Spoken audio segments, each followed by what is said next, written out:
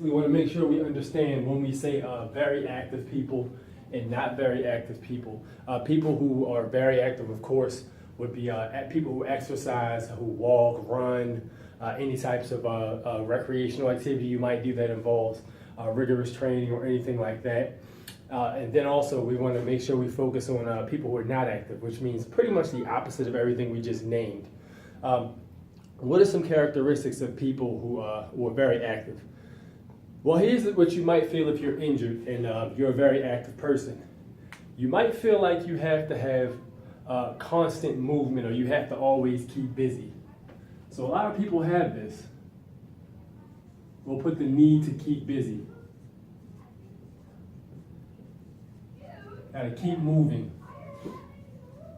And the thing is, when people have the mentality where they always need to be doing something, they don't properly rest themselves, or they just always feel like they need to constantly be on the move.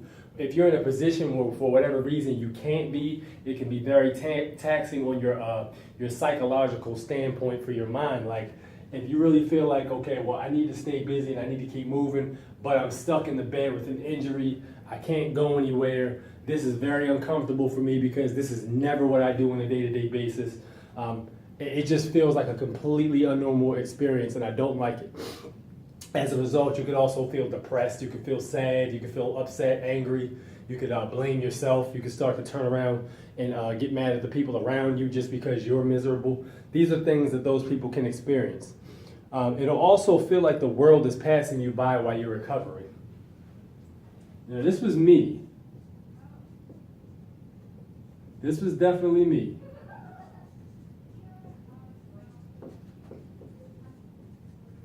Now, here's the thing. You have to make sure you maintain that mind frame while you're recovering. You have to maintain that solid mind frame.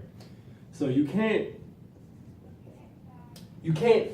beat yourself up, or you can't constantly feel like, I'm sitting here in this bed and there's a whole world going on outside. I'm watching the news, I'm watching TV, all these things are happening. Meanwhile, I'm just sitting here in bed not doing anything. I mean, I try to play video games, I try to watch TV, I try to read books to keep myself distracted. But in the end, I really just feel like the world is passing me by.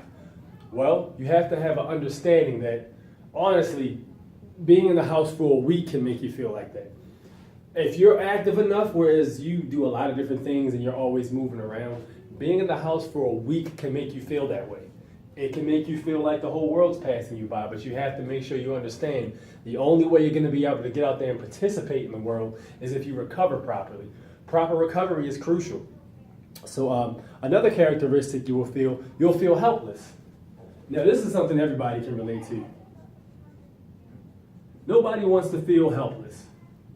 Like, let's say, for instance, you can't walk. Let's say you injured your leg and you can't walk. So you have to have people wait on you.